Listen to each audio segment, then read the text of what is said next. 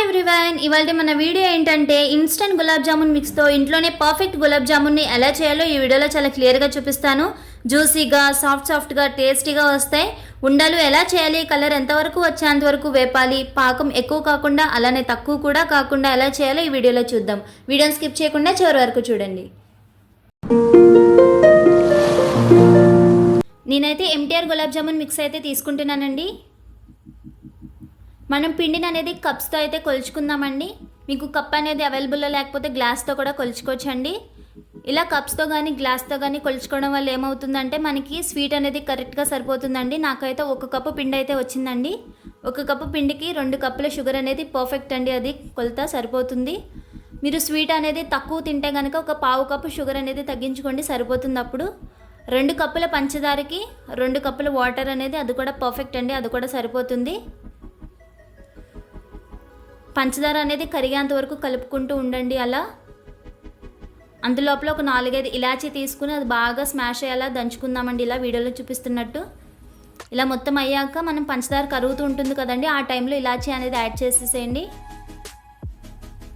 ఇలా ఒకసారి ఇలాచీ వేసిన తర్వాత కూడా కలుపుతూ ఉండండి. అంతలోపల పాకం మరుగుతూ ఉండగా ముందుగా తీసుకున్న పిండి అనేది తీసుకుని కాచి చల్లార్చిన పాలేసి పిండిని అనేది కలుపుకుందామండి. ఇలా వేళ్ళతో కలుపుకోండి, స్మూత్గా ఉంటుంది. అప్పుడు పిండి అనేది చపాతీ పిండి కలిసేలా అయితే కలపద్దండి అసలు. గట్టిగా వేళ్ళతో స్లోగా ఇలా స్మూత్గా వచ్చేంత వరకు పిండిని అనేది కలుపుకోండి.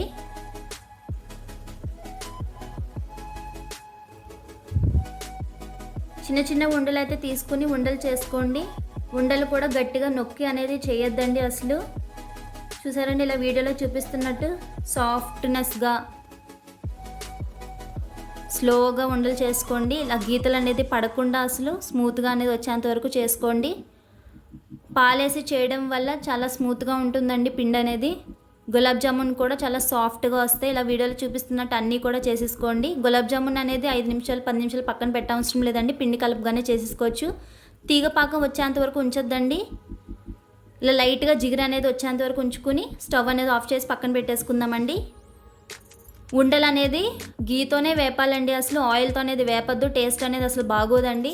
మీకు గీ అనేది తక్కువ ఉంటే కనుక సగం ఆయిల్ వేసి సగం గీ వేసి వేపుకోవచ్చండి. అప్పుడు ఆయిల్ కూడా ఏ ఆయిల్ పడితే ఆయిల్ వాడొద్దండి, సన్ఫ్లవర్ ఆయిల్ అయితే బెటర్ అండి. ఇలా మనం తాలింపు పెట్టుకునే గిన్నె ఉంటుంది కదండి, అందులో వేస్తే కనుక మీ ఉండలు అనేది షేప్ అనేది మారిపోదండి, రౌండ్గానే ఉంటాయి. ఆ గిన్నె అయితే ఇంకా బెటర్ అండి. మీకు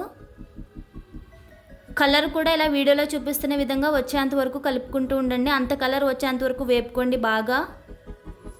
లైట్ కలర్ అయితే మీరు పాకంలో వేయగానే అది కలర్ అనేది తగ్గుతుందండి. ఇంకా ఇలా మొత్తం వేపుకొని ఒకదాని తర్వాత ఒకటి అలా పాకంలో వేసేసుకోండి. ఒకసారి గరిటెతో కూడా కలుపుకుంటూ ఉండండి. ఆ క్లిప్ అనేది మిస్ అయింది. పాకం కూడా వేడిగానే ఉండాలండి. అవి కూడా వేపుతూ ఉండగా వెంటనే దాంట్లో వేసేసుకోవాలండి. 2 వేడిగానే ఉండాలి. అప్పుడు పాకం అనేది ఇంకా బాగా పీల్చుకుంటుంది. మన ఎమ్మి గులాబ్ జామున్ అనేది రెడీ అయిపోయిందండి. చూసారండి, నాది ఒక్కటి కూడా విరగలేదండి అసలు. చాలా స్మూత్గా సాఫ్ట్గా అనేది వచ్చింది. చాలామందికి మధ్యలో ఉండలు కట్టేస్తూ ఉంటుందండి, లేదా గులాబ్ జామున్ వేయించేటప్పుడు విరిగిపోతూ ఉంటాయి. వీడియోలో చెప్తున్నట్టు చిన్న చిన్న టిప్స్ పాటిస్తూ చేయండి, చాలా పర్ఫెక్ట్గా వస్తాయి. ఇలా పైన బాదం జీడిపప్పుతో గార్నిష్ చేసుకోండి. గులాబ్ జామ్ తింటుంటే చిన్న చిన్న పలుకులు వచ్చి చాలా బాగుంటుందండి టేస్ట్ అనేది. మీరు ఏ బ్రాండ్ గులాబ్ జామున్ మిక్స్తో చేసినా ఈ టెక్నిక్తో చేస్తే అచ్చం స్వీట్ షాప్లోలా వస్తాయండి.